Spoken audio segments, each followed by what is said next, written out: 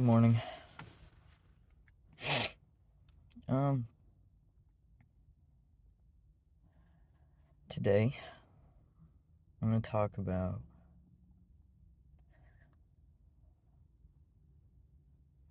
what it's like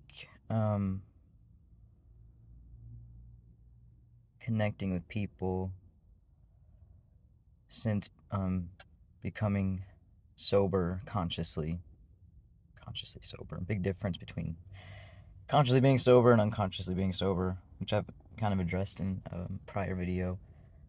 Um, oh yeah, the video of the difference in being sober now versus the past. I talk about that. Um, so today I was woke up thinking about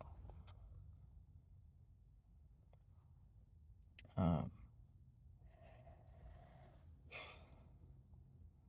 how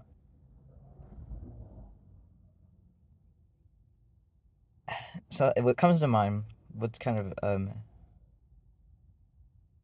making me want to talk about this is yesterday. So like where I'm staying, I stay in an apartment building, transitional housing to help homelessness, and so a lady moved in to the apartment across the hall from me, and I was outside sweeping the sidewalk and whatnot for the building chore we do, um, and And I remember she pulled up into the parking lot, and I was so excited to see her. I was like sweeping, and I opened up the door, and I'm like, "Hi, how are you doing? Welcome back." And she looked so lovely. She was I guess had gone to an interview, and um and I remember just being so genuinely like excited just to like greet her. She's like, I think she's probably like my mom's age, and I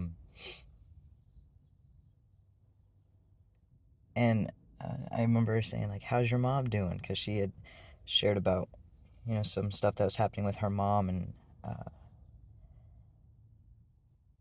and and it's like as I asked her like, "How's your mom doing?" And at this point, she's now like walking into her apartment, and she's like, "Oh, she's doing so much better, so much better. Her blood pressure's gone down, and she's finished. She just turned in her last thing for her Section 8 paperwork, um, and and I just remember being like so pleased, so pleased to hear that, for her and for her mom, like, and then me realizing like that fullness that I'm feeling, like it's like I genuinely like am connecting with somebody, and it's like I'm not having to use drugs or drink or anything. Like I'm just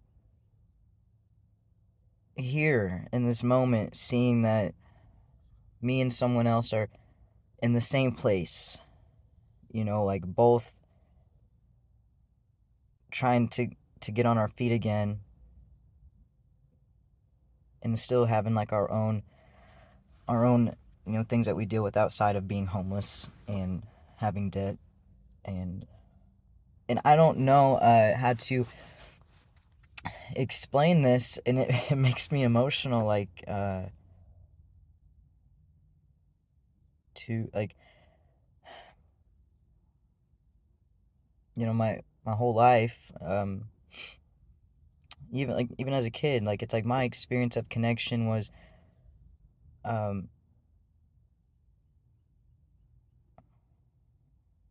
unhealthy, truly at its finest, like no way around it. It was never my grandma.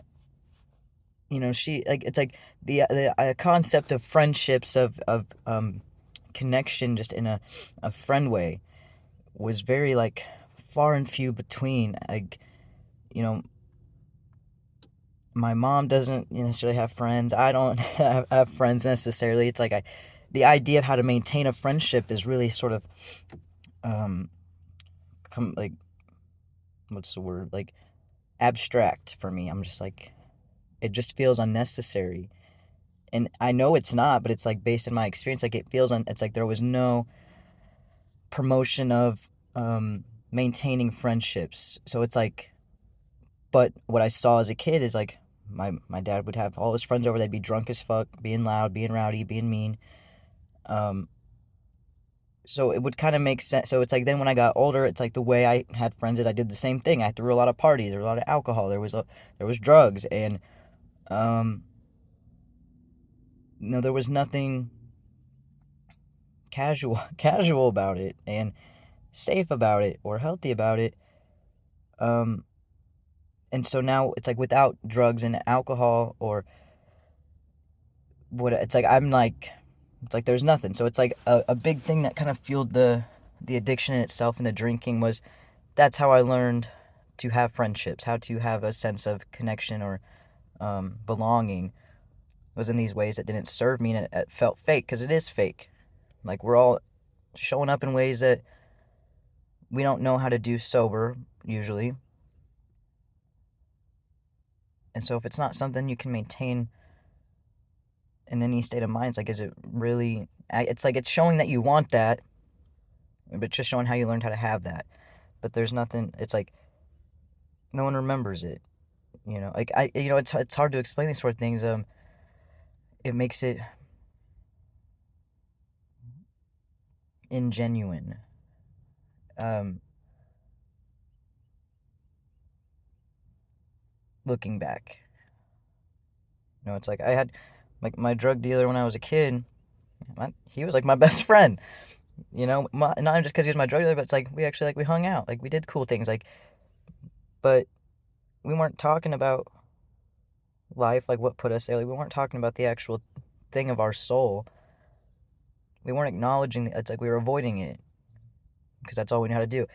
So, anyways, the point is like it's like being here in this place where there's families and there's people that like we're all struggling from homelessness and trying to get back on our feet and to be in a place where they care and then like to slowly start to find safety in like that and to just open up and be like I'm here like and then like to real it's like you I, I don't know how it's like I'm so they have graduations once a month for people that are finishing the program and we go to this church and the church volunteers make really delicious food and their sponsors the people that pay for like the apartments that um so that we can live rent free for so long to help save up and pay off debt. It's like those people are there and the um what is it called? The staff is there, the people that we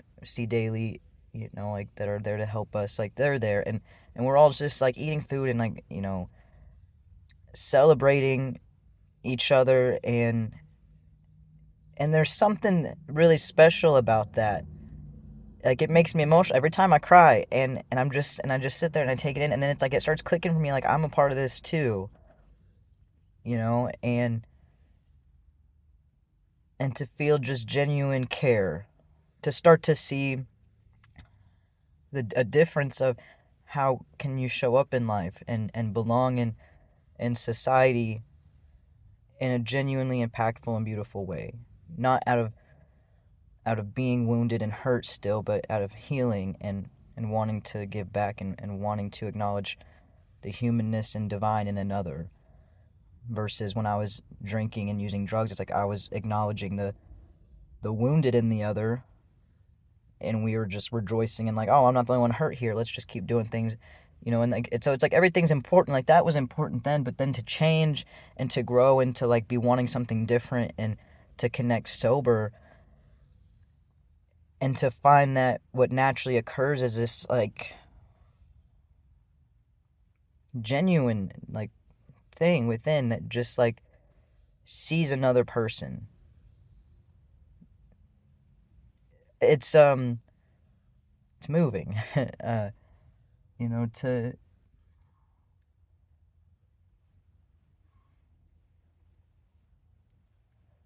To realize like I was loved and more or less accepted back before here and here now. And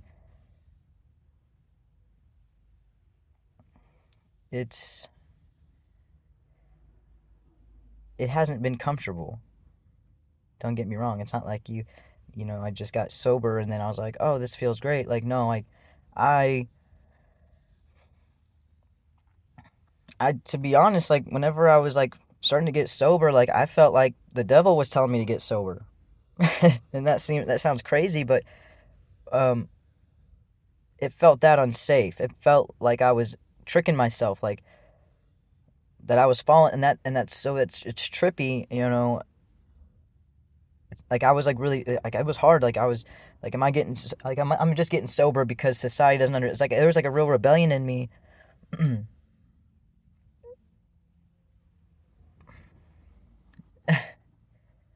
and like a real rebellion because it's like I I don't believe and I don't fall for the same opinions and view of addiction in our society as politicians do, as like the middle class even and higher class look down and frown upon addiction. Like I don't have that same opinion, and not just because I was and am an addict and all that stuff myself. Even as a kid, it's like I still was like, there's something like it's like something in me knew that that was not the truth of them. That there was It's all about keeping them that way. This is getting to a whole other territory of opinion here, but um, the point is, it's like uh, connecting with other individuals in a sober way, and to like allow that of yourself. It feels different, and I start to realize, it's like that feeling I get like whenever I see, my apartment buddy, and I'm like, how's your mom, how are you doing, how did um to genuinely like take an interest and know that it's safe to do so. Whereas in the past, it's like if you start to take an interest in someone that you're using drugs with, chances are it's not gonna be safe, and it's like it's not gonna set up a good experience of, like, it's not at all modeling like what it's like to connect with someone when you're sober and that person's sober and healthy. When you're connecting with another individual that's wounded and still like insecure, and you're insecure yourself, it's like it's like you can't just ask them how you're doing and get like a brief conversation that's genuine and is received as you care, and they're giving back and knowing that you care. Like it's not like that. It's like there starts to be this energy pull, and it's like they just want to complain, and they don't want to fix it, and they're expecting you not to want to fix it because they're going, oh, we're both addicts here. I was the one going, I want to fix this. Like, I want us to raise each other up. Most times people aren't doing that. So, you know whenever I've gotten sober, it's like to and it's uncomfortable. It's uncomfortable to engage whenever you've learned how to connect and belong in a addicted environment, using drugs, using alcohol, using substance, being wounded, being hurt. Whenever that's been your modeling of how to connect, to then try to engage in a healthy and secure manner, in a safe place. It's like it's like really like scary and freaky. It's like to feel that love come up in the it's so fulfilling. It's like it made me realize like how scared I was to just be loved, and to share and love. And it makes sense because I've never done that before. It's like it makes the things that we're scared of often make no sense in a general, like whenever you kind of break it down and be objective about it. It's like that sounds retarded. That sounds so stupid. Like, why are you scared but I've never had that. I never had that with, to just belong. And so it's like today I volunteer at the thrift store that um, that makes a lot of money to help run the nonprofit Hillcrest. It's like being there. It's like I get that same feeling, and I'm like, well, I'm showing up genuinely. Like, I'm here trying to change my life and be different and be better, and so I'm fully committed. So it's like, and then to see other people doing the same thing, and to just observe and see, like, we're all just trying to figure it out. Like, there's something all the words I'm saying is it's identifying what I'm trying to talk about, but it's like these aren't. It's an experience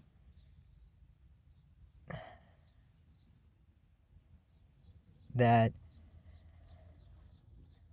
that heals, that provides the healing, like when you allow yourself to show up in it. And it, which it's like I spend most of my time consoling myself, saying like I'm okay, everything's gonna be okay, I'm safe, even though I'm not feeling safe and I'm not feeling okay or I'm feeling concerned, you know.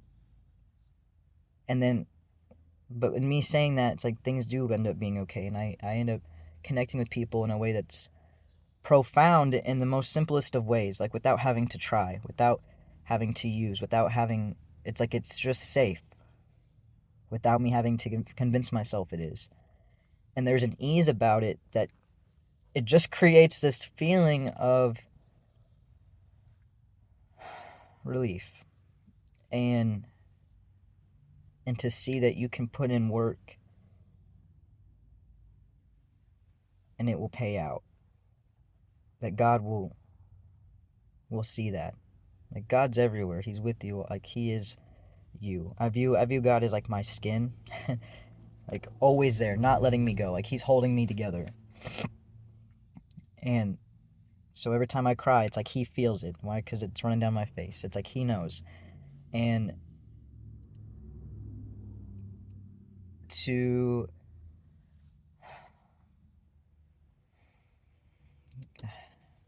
it's it fuels this fire where it's like you want to show up in a way that's like that, and you start, it's like you just start to understand. And it's a beautiful painful, you know, in that it's like, so for me, it's like I experience this like love, like this beauty. It's like it's real painful for me because it's like it's moving in me. It's like I've been so restricted to feeling that when I let myself feel, like it hurts. It's like that's the feeling of God's love. It's like it humbles you. It's like how could I don't know how to explain it, and I'm just kind of running like um it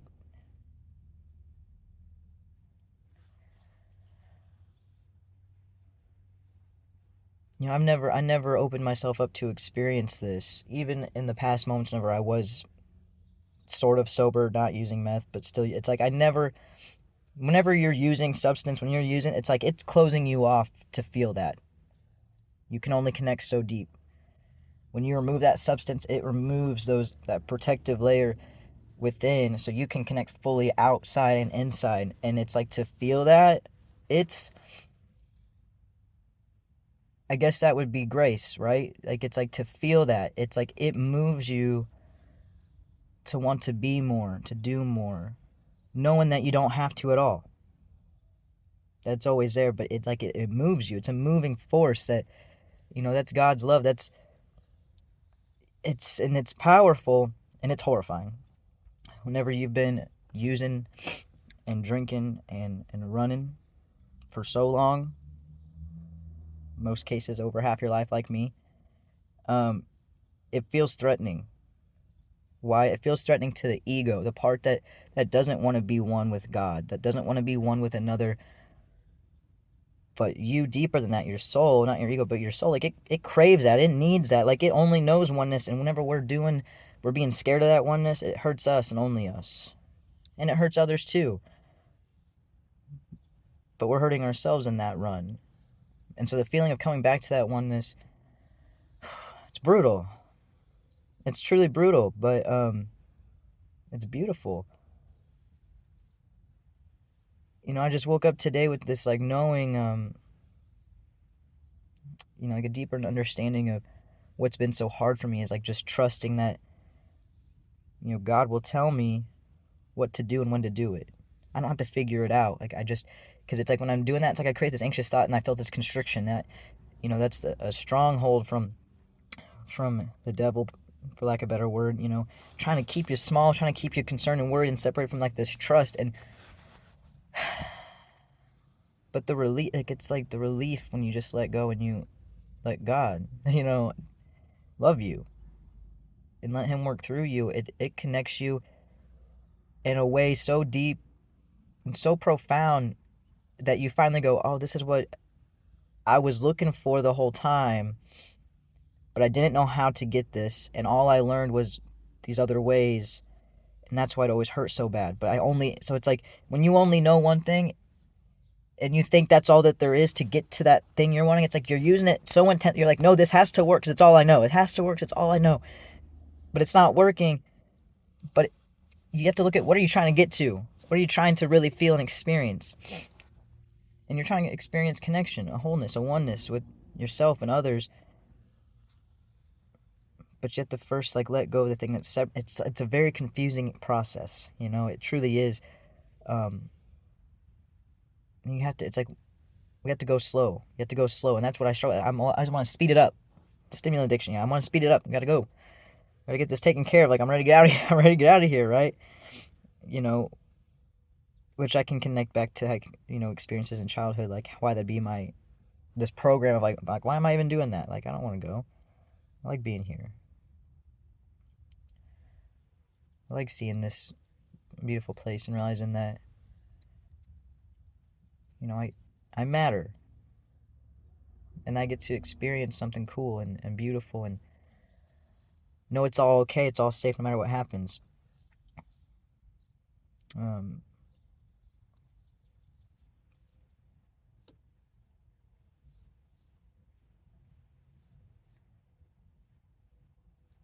for me,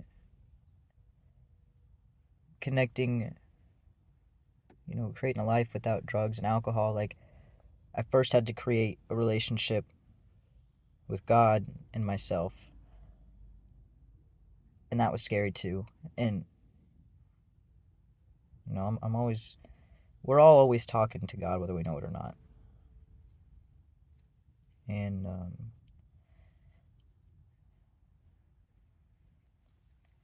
never in a million years that I had thought I'd be sitting here saying this, talking about God, with how intellectualized my home environment was growing up. Like, but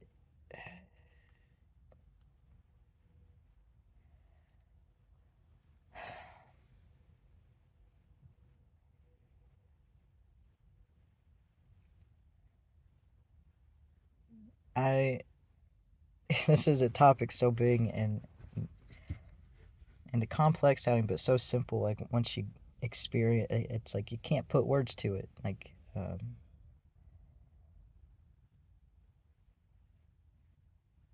all I know is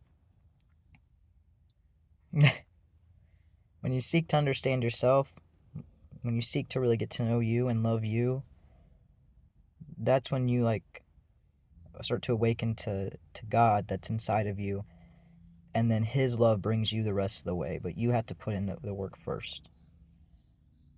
He's not going to force you to do anything you don't want to do. So you have to show that you want something better, and you have to prove it. Because then when He gives you that guidance and you take it, your life changes. That's a fact. That's truth for sure. And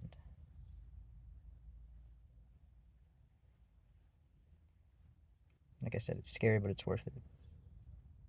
Have a good day.